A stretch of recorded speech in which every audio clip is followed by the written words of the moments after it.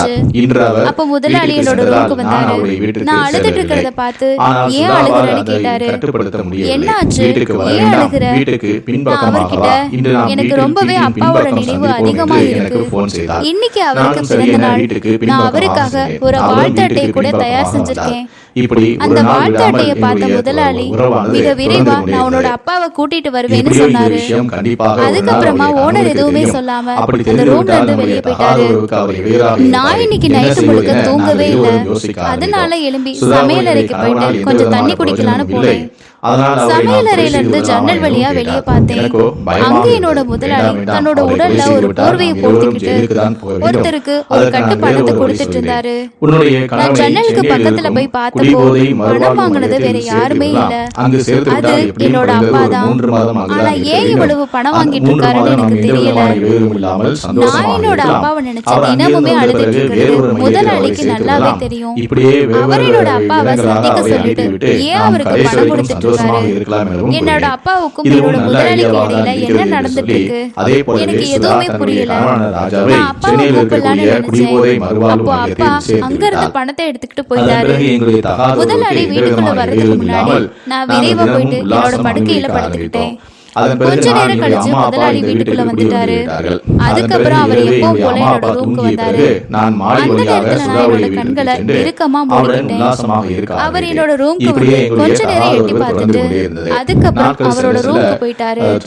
குடிகார நான் நடுங்க மையத்தில் இருந்த ஆரம்பிச்சேன். அவருடைய கணவனும் கடந்த வீட்டுக்கு சில வந்து மாசங்களா விட்டார். அதன் பிறகு முதலாளியை அவரை கூட மீண்டும் என்ன நாங்கள் செஞ்சுட்டு வேறொரு இருக்காரு? மையத்தில் சேர்க்க அவர் முயற்சி இனிமையா செய்தோம். பேசி ஆனால் அவரோ ஏன் இல்லை, என்னை இந்த நான் வீட்டுல வேறெங்கும் தங்க செல்ல வச்சிருக்காரு? மாட்டேன். கொஞ்ச நாள் இப்போ எனக்கு போகட்டும், முன்னாடி நான் பல நான் கேள்விகள் தெரிந்து இருந்தது. விட்டேன். இனிமே நான் அங்கு போக காலையில வேண்டிய நான் அவசியமே எழுந்தப்போ இல்லை என்று என்னோட சொல்லி உடல் வேலைக்கு காய்ச்சலால செல்ல கொதிக்க ஆரம்பித்தார். ஆரம்பிச்சது. ஒரு வாரம் நல்லபடியாக முதலாளி வேலைக்கு டாக்டரை சென்று வீட்டுக்கு கொண்டிருந்தார். வர வச்சு எங்களுக்கு இது பெரிய வீட்லயே பிரச்சனையாக எனக்கு இருந்தது. செக்அப் அவர் பண்ணாங்க. அங்கிருந்து வந்த பிறகு ஒரு டாக்டர் வாரம் எனக்கு சில குடிக்கவும் மருந்துகளை இல்லை. கொடுத்துட்டு இதனால் போனாரு. அவர் எப்படி மீண்டும் முதலாளி அன்னைக்கு ஆபீஸ்க்கு போகவே மறுவாழ்வு இல்லை. மையத்திற்கு அவர் அனுப்புவது? நாள் அவர் முழுக்க என்னை குடிக்காமல் இருந்தால் பார்த்துக்கிட்டே நாம் எப்படி இருந்தாரு. இருவரும் உல்லாசமாக அவர் இருப்பது என்கிட்ட என நீ இப்படி எங்களுக்கு பெரிய நோய்வாய்ப்படலாமா? கவலையாக இருந்தது. எனக்காக ஆனால் நீ ஒரு வாரத்துக்கு சீக்கிரமா மேல் அவரால் குணமாகணும்னு தன்னை சொன்னாரு. கட்டுப்படுத்த முடியவில்லை. முதலாளியோட மீண்டும் இந்த அவர் குடிக்க பேச்சை கேட்டு ஆரம்பித்து விட்டார். நான் ரொம்பவே அந்த ஆச்சரியப்பட்டேன். சமயத்தில் தான் அவருக்கு உண்மையிலேயே அவர் என்ன எனக்கும் சொல்ல சுதாவுக்கும் வந்தாரு? இடையே தகாத உறவு இதுக்கப்புறம் இருப்பதை 4 நாள் ஊரில் இருக்க கழிச்சு யாரோ ஒருவர் எனக்கு காய்ச்சல் அவரை நல்லா கணவனான இருந்துச்சு. ராஜாவிடம் தெரிவித்து நான் விட்டார். நைட்ல இதை அப்பாவும் கேட்ட அவர் முதலாளியும் அதிர்ச்சி சந்திச்சதை அடைந்து பார்த்தேன். அதன் நான் பிறகு இது குடித்து வரைக்கும் விட்டு முதலாளி கிட்ட தன்னுடைய இதை பத்தி மனைவியான எதுவுமே சுதாவை கேட்கல. அடித்து ஏன்னா கொடுமைப்படுத்தவும் நான் ஆரம்பித்து அவர்கிட்ட விட்டார். உண்மையா இருக்க நானும் விரும்பினேன்.